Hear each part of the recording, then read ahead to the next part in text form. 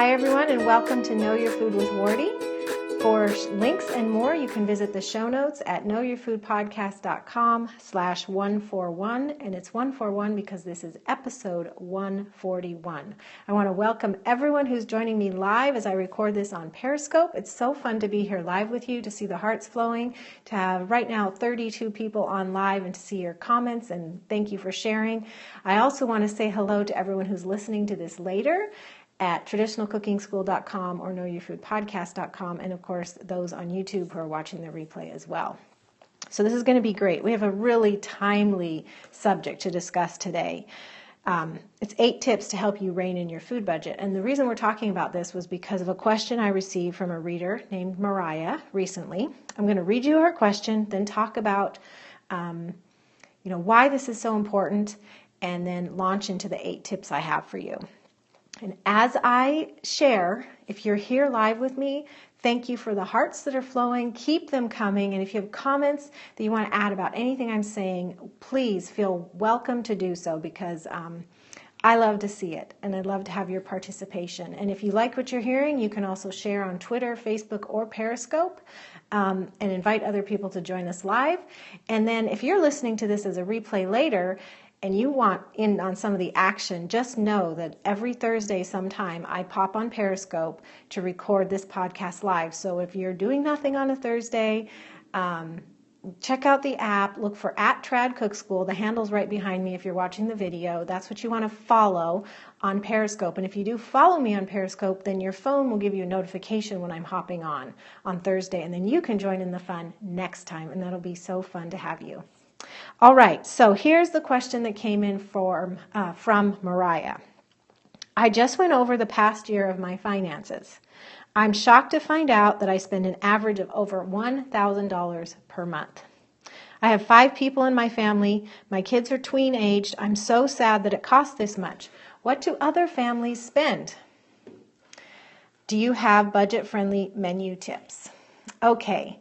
That's a great question, Mariah, and I think it's so timely this time of year because it's the end of the year and many of us were thinking, what was this year like and what can we do differently next year?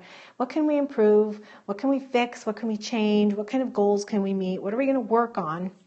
And for many families, budgeting and finance comes to the top of the list. Yes, it's the typical, I want to lose weight, or I want to get strong or healthy, or, I want to lift so many pounds or whatever. But often we have this, I need to get a handle on my finances. I'd like to save more money next year. I'd like to bring this budget back under control.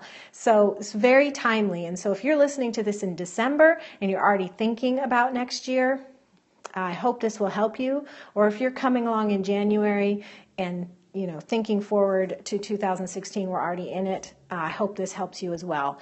Actually, no matter when you listen to this, I hope it helps you, because even though it's the end of the year or shortly the beginning of the year when we typically think about these things, it's never too late or too early. It's always timely to think about keeping our budgets under control. So thank you for the question, Mariah. And I have 8 tips to talk about today. They cannot possibly be exhaustive. This is like a 20-30 minute podcast, and I have 8 tips, and I'm wondering, I hope I can share them all in the allotted time, but I can't possibly cover everything. So I'm going to share some things, maybe simplify some things, and what I want you to do is to take it home with you and think and ponder and look for more resources to help you implement the tips that I'm sharing. And if you would come on by the show notes, knowyourfoodpodcast.com/141. If you're listening live, that's not there yet. But if you're listening or watching the replay of this, those notes are there for you. knowyourfoodpodcast.com/141. Come on by and add your tips or your comments to make this a really robust, helpful resource for all of us who are interested in keeping our food budgets under control. So here's 8 tips for you. Tip number 1 is all about our mindset. I think it's so important that we take the right perspective. We need to compare the right things. The reason this is so important is because often you hear people talking about food is so expensive and junk food is so cheap. There was a documentary a couple years ago where a family was on food stamps well, maybe they weren't on food stamps, but the point is not that they were on food stamps. The point was somebody was saying, why don't you like eat fruit or apples? And the mom was like, a Big Mac or whatever the burger was, I can get 2 of those, or it's less expensive than an apple. And so when they have these food dollars and there's a finite number of them, and they're just comparing like fresh produce with fast food, they're comparing those 2 things and they're just looking at how much does each one cost. That's a comparison. And I want to say that let's not make that comparison, because that's actually not a fair comparison. That's not the right perspective we can take. Yes, it's a short-term perspective. Like, I have so much money, this is where I can spend it. We all, of course, need to stay within budget, but I think we need to ask some bigger questions, some bigger mindset questions that will help us have the right perspective. And so here's what I want to suggest as our perspective. Junk food is not as cheap as we think. And I'm not saying anybody here thinks it's, isn't enlightened with what I'm about to say. Just in general society, junk food is not as cheap as we think. When you consider the host of problems that it can introduce into our lives or cause in the future, poor health, lack of productivity, doctor bills, invasive surgeries and procedures to correct things that come up, a low quality of life, not being happy, those all have costs. They may have a cost in money, they may have a cost in happiness, they may have a cost in productivity, they may have a cost in your quality of life or your family's happiness. They take their toll. So the right perspective, I think we need to have a future view of what we spend today and the impact it can have for years and years and years on the quality of our life and the quality of our health. That's the right perspective that I think we need to be thinking about and comparing when we're spending money right now. Every quarter we spend doesn't just end right now. Every apple we buy, every fast food hamburger we buy right now, they don't just end right now with the exchange of money for the food and then we consume it. The results of either eating the healthy thing or eating the unhealthy thing, those results last into the future.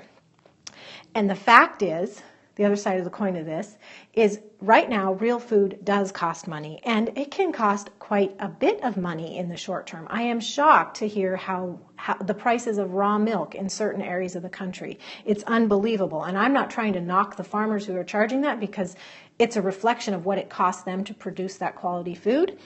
I just want to suggest that through the tips I'm going to share with you here, that your real food budget doesn't have to be Whole Foods expensive, and you got to play with things to account for the cost of certain things in your area and the priorities that you and your family have for what kind of foods you need to be eating to maintain your health and longevity. All right, so that was tip number 1. It was all about perspective. And you know what? The sun went behind the clouds and all of a sudden this glare stopped. So I really think most of this glare issue is out of the window that's behind the camera. All right, so tip number 2, we're going to move into more practical steps now. Tip number 1 was all about mindset. Now, tip number 2 is practical. It's sort of the transition between the mindset to the practical. It's a really important step we need to take in thinking and strategizing. And that really is to do some prioritizing and some big picture planning. Before we spend any kind of money or before we decide, thank you so much, you're saying better without the glare. Me too, clouds, just stay right there. So before we do any kind of, this is what I'm going to spend this month, or you may have a certain amount of money you can spend, but you got to know what you're spending it on. And that's where you have to make some decisions on where you're going to spend it and how you're going to spend it. And this isn't the same answer for everybody. You have to spend some time thinking about the most important foods for your family. You may have health issues, you may have geography issues, you may have, protein needs, maybe because of pregnancy or somebody's on the GAPS diet and you can't have starches. So you have to consider what are the most important foods for my family, me to eat.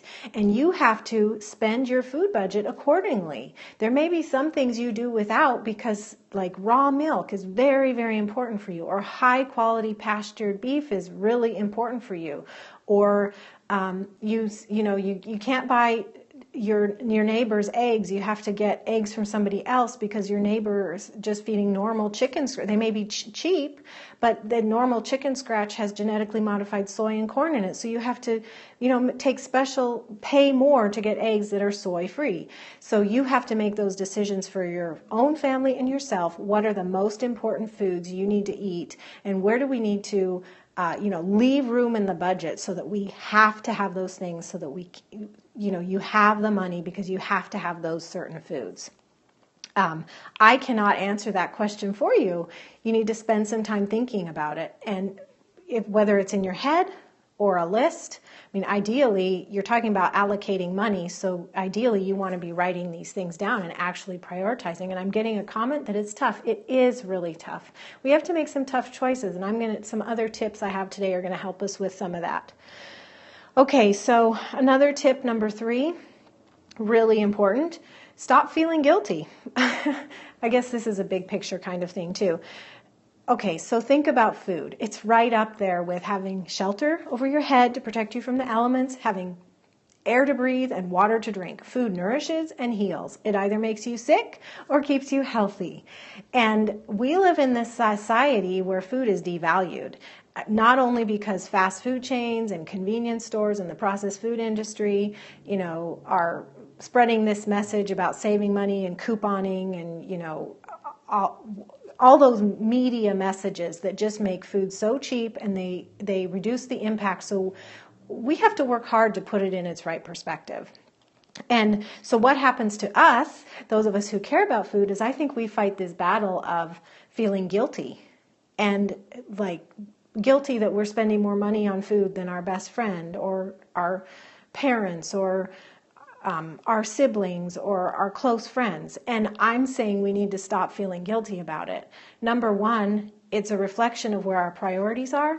And if we're really placing a value on food as nourishment and healing, then it makes sense that we're prioritizing that in our budget and how we spend money. Not to say we shouldn't look to save money, but I think we should just stop feeling guilty about it. And we should actually celebrate the role that we're putting of food in our lives. Practically speaking, we're putting it really high in our lives because it's high on the budget. It's a recognition, even if there's this bigger argument of food shouldn't cost that much or whatever, we can make that argument, but just it is what it is. Real food does cost more. In the long term, we're going to have a better life and be more healthy, Lord willing, but in the short term, it costs more. So without going down the road of saying, why does it cost that more and da-da-da, just stop feeling guilty that it does, and stop feeling guilty that you need to prioritize it in your budget. Stop feeling guilty you might spend more than, your neighbor. It's the way it is. And embrace it and own it. You have made this choice. We all have choices. And this is a choice that we make, that food is important. And I love seeing the hearts flowing. Thank you all. That makes me just know that this is resonating with you. Okay, so tip number 4.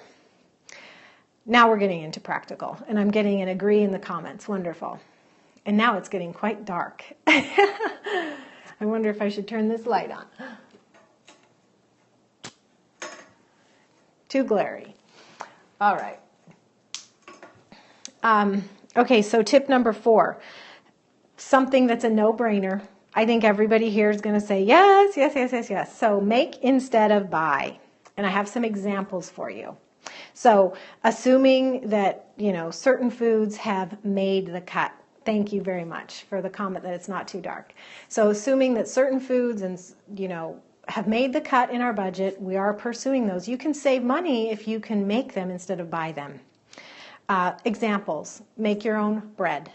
Last summer when it was too hot for us to bake and life was really busy for some reason, one week I picked up some loaves of bread, good quality bread at the store. And at $4 a loaf and, buying 4 of them or so for our family, that was $16. And then that was so convenient. And then the next week I was like, I'm going to do it again, right? And so for about 6 weeks I purchased bread for our family. And then I was like, this is a lot of money. I have got to break this habit and go back to baking our bread, which I have done for, 15 years, more than 15 years. So bread is one of those things you can make for yourself. Whatever kind of bread, grain-free bread or, regular whole wheat bread or ancient grains bread, you're going to save money if you buy it yourself. Make it yourself. Fermented foods. Yes, there are wonderful fermented foods out there. There's kombucha, there's Bubby's sauerkraut and Bubby's pickles. There's other artisan fermented foods that you can find in a health food store or in a regular grocery store with a healthy health food section. You can find wonderful fermented foods, but they really can break the bank if you rely on them. So learn to make your own sauerkraut. Learn to make your own kombucha. The ingredients can be purchased in bulk or seasonally. You can do it ahead of time. You're going to save money. I'm getting a comment, we bake our own bread products. Excellent. Another comment, making kombucha is so cheap. Yes, it's amazingly cheap. I mean, $3 to $4 to $5 for a bottle, as opposed to like less than that for a whole gallon. And I haven't done the cost savings, but I know it's way, way, way cheaper to make your own. We have resources at traditionalcookingschool.com all about how to make your own kombucha and your continuous brew kombucha. So if you go to traditionalcookingschool.com, search for kombucha, the search results will give you all our resources. $10 for sauerkraut at the local food co-op. See what I mean? It's not bad to support these artisan food producers when we can. But if we do it on a regular basis, that's when our food budgets get out of control. So if you can make it yourself and you need to cut the budget, this is a really key place to do it. Instead of buying, if you're a non-coffee drinker, but you do an herbal coffee, like there's Dandy Blend or Ticino or whatever, if instead you would make your own herbal coffee blend, you're going to save a lot of money. I have a resource for you. It's the DIY Herbal Coffee Book by Jessica Espinoza from Delicious Obsessions. The link to that is knowyourfoodpodcast.com/herbal-coffee. Excellent and even actually more healthful recipes than buying it. You can make it at home for cheaper and they're better for you. Your own DIY herbal coffee blends. An example of something that my son loves, he loves gamazio. Gamazio is a toasted sesame seed and seasoned up like condiment seasoning blend. He sprinkles it on eggs and salad. I grew up with it. My mom has always made it. Well, there's this fantastic one in the store in a little jar, and I bought some. Maybe a year or two ago. And it's fantastic. And then we ran out of it. And it's this little tiny jar and it's like, I don't know, $3 to $5. And so then I got another one. And then I was like, I am not buying this anymore. We are making it. And it's very simple to make. And, you know, I could include the recipe in the show notes. knowyourfoodpodcast.com/141 for anybody who wants it. So if you're live here today, that won't be there, but if you're listening to this podcast when it's released, I'll have the gamazio recipe typed right up with the notes, and you can make your own gamazio. Or you can search on the internet. I think I've seen a recipe at maybe Mountain Rose Herbs, I'm not sure. You can make your own soap and toiletries. Now, this isn't food, but it has to do with our skin and cleanliness, and so often, you know, people are picking these things up at the grocery store, their toiletries and such. And for those of us that are a little bit crunchy, we actually use food ingredients to make them. So make your own soap, make your own deodorant, make your own toothpaste. You're going to save a lot of money, especially if you're buying the natural ones that are out there. They are costly, and you can make them yourself. I make taco seasoning in bulk, such a cost savings. Exactly, that's a prime example of something that you can make yourself. Seasoning mixes, save tons of money making those. Now, if you take... Or tip number 5, I'm going to move on here. Thank you everyone for the love in the comments. I'm seeing them, really appreciating them, and I love the live interaction here. Just a reminder for anybody who may have come in, I'm on Periscope right now recording my podcast, Know Your Food with Wardee, and we're talking about 8 tips to rein in your real food budget. So tip number 5, if you have a certain amount of money to spend every month on your food budget and you stick with it, which, you know, is a good idea for all of us, why don't you allocate a certain amount of that to put toward bulk food purchases? And it can be whatever you can afford, $25, $50, I don't know what it is for you, $100. But if you could allocate a certain amount of that to stock up and make bulk purchases that can beef up your pantry, you'll stock up for a time, and you'll also save money pound for pound or whatever the unit is. So that's like a whole or half of a beef. Actually, what we do is we have certain savings accounts every month, and we sock away a certain amount of money every month for the annual or twice a year beef purchase. Same thing that we sock away a little bit for our auto insurance or our medical expenses that we pay out of pocket. We we average out what they're going to cost for the whole year, and we decide how much every month is going to be saved for that. So then when it's time to make the beef purchase or buy, the fuel for the pellet stove, which was currently our heat source, or whatnot, we have that money. It doesn't come out of the regular budget because it's socked away in a savings. Well, you can either allocate a certain amount of your food budget every month to making special bulk purchases, or additionally, you can allocate a certain amount, move it into a savings account, and then you pay out of that account for occasional bulk purchases that would have to do with your food. Now, if you combine that tip, which was number 5, to allocate a certain number or a certain amount of your budget every month to those bulk purchases, you can combine that number 5 with this tip, number 6, to save even more money on your bulk purchases, and that is to watch sales. There are certain local and online suppliers. You may know of them. I have some of my own, and I watch them, or I get on their mailing list, and I've been shopping with them so long or paying attention so long that I know that a couple times a year they have a big sale. And that's when I spend those allocated bulk dollars on their foods. And so I save more, even more. So one example is we love Vital Choice canned salmon. It is hands down by far the best canned salmon out there. It doesn't taste fishy. It has a fantastic texture. And I'm going to say that tip in just a moment. Thank you so much, Life Glorious. Actually, she says we live paycheck to paycheck, but a tip is to use the tax return to make extra bulk purchases. So that's a fantastic tip. So anyway, I watched Vital Choice. They have the best salmon, so we stock up on it. Like they have a really good normal price even on a case of 24 cans of canned salmon.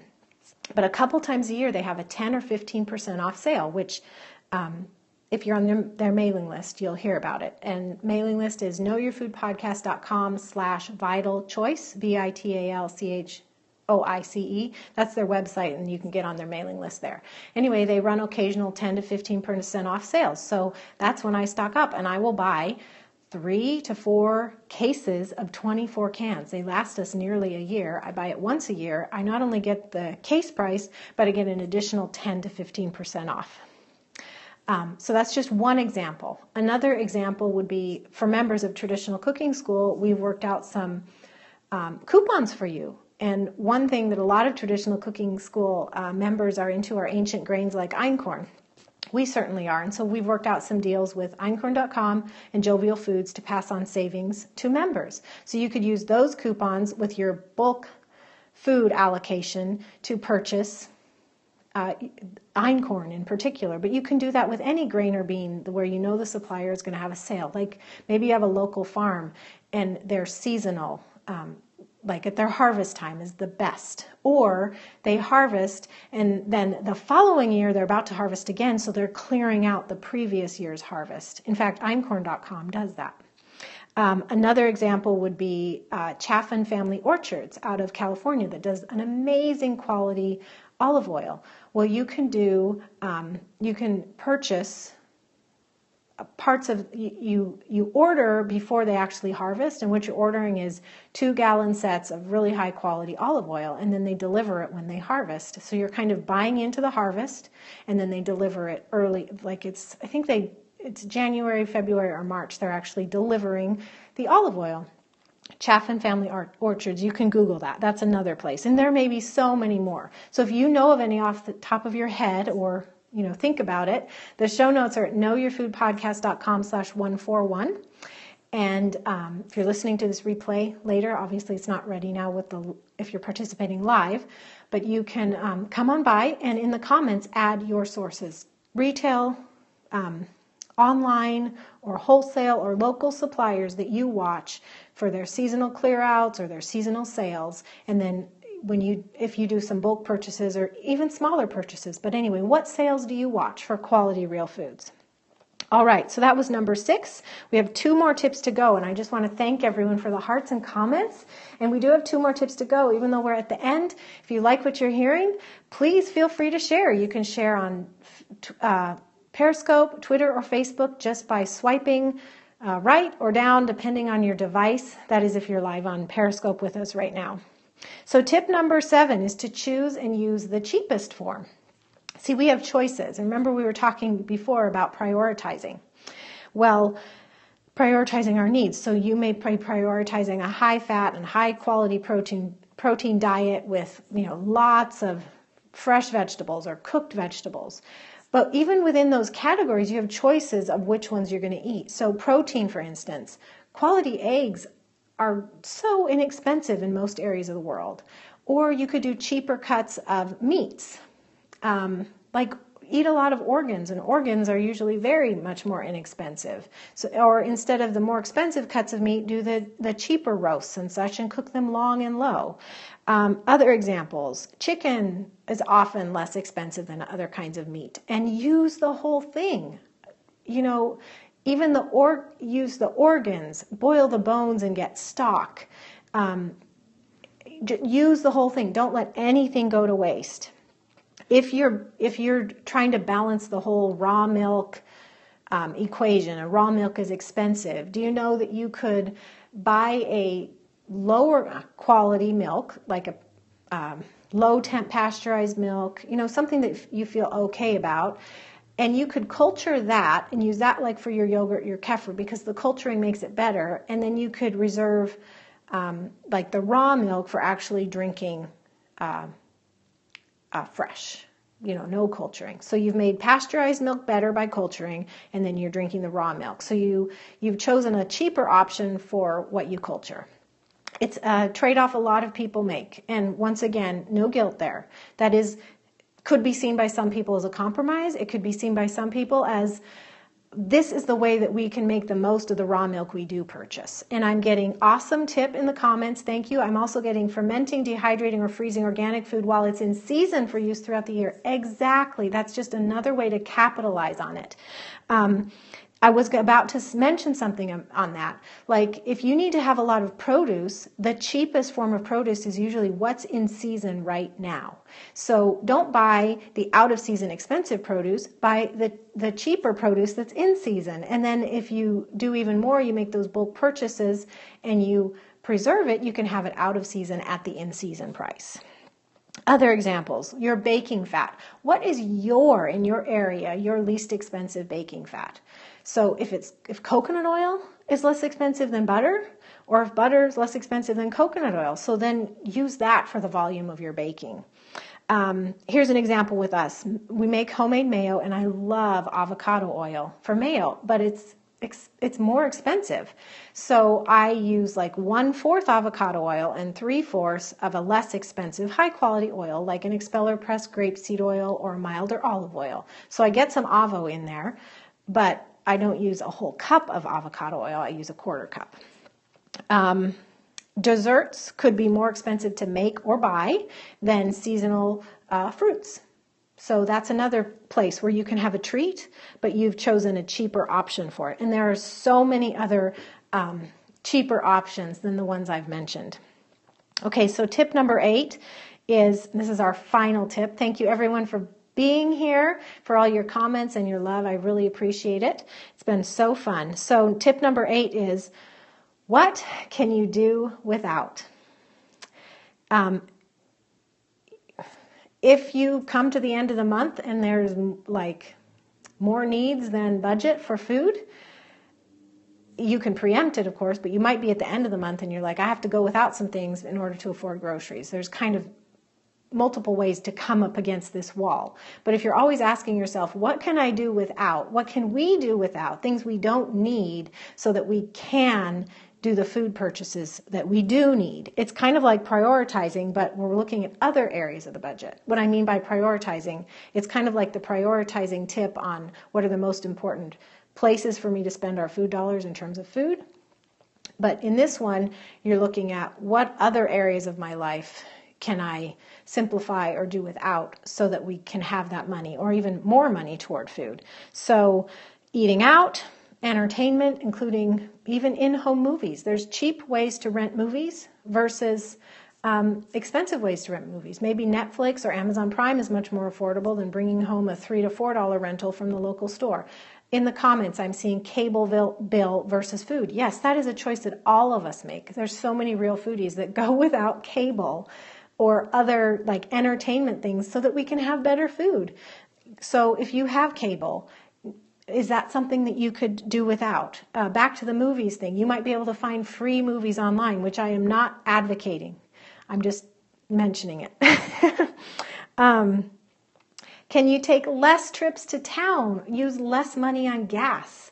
Can you, instead of going to the grocery store multiple times per week, go once per week? Not only will you save money just because of that impulse shopping thing, but you'll spend less on gas getting to and fro. So that can make an impact on your budget. And overall, just stay home more. Enjoy your family more. Do more in-home activities rather than running around here and there. You'll save money on gas.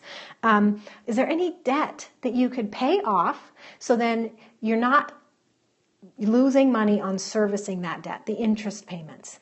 Plus, if you pay off the debt, you don't actually have the monthly debt payment, much less the interest payment. Now, this is easier said than done, and there's like Dave Ramsey, there's programs out there that can help you get out of debt, no matter big or small.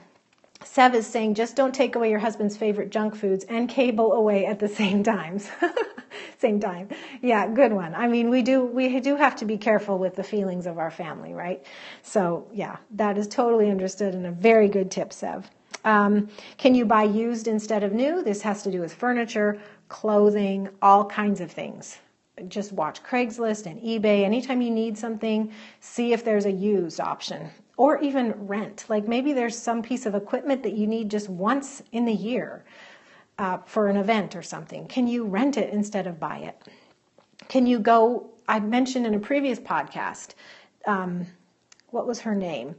Lisi maybe? She talked about how in her local community, she and her friends they don't all purchase all the same kitchen equipment, but they share. They share the mill and the dehydrator. So if that's a possibility for you, maybe you have your neighbor is your best friend, you're into the same things, or your mom or your sister, your brother, and you have separate families, but you're close enough so that you can share. Maybe that's a possibility for you. Another thing, don't use paper or plastic products, consumables, disposables. Don't use those, or don't use them very much. Be very, very choosy about the occasions when you use them. We used to go through paper towels and napkins, and it was probably like 10 years ago, and we were like, why are we buying this? And we just stopped buying it, and all of a sudden we didn't need them anymore. You know, we have towels, we have washcloths. If we really need to blow our nose, we use toilet paper. So there are all kinds of things that you can do without in terms of disposables. Now, we still purchase some Ziploc bags and I use them, but I wash them and I reuse them as much as possible. But I also consider, every situation where you need to use a Ziploc bag, you ask yourself, do I really need to use a Ziploc bag here? Could I do something else? Do I have a glass storage dish or a mason jar, something that I could use instead of a Ziploc bag? Those kind of questions. What can you do without?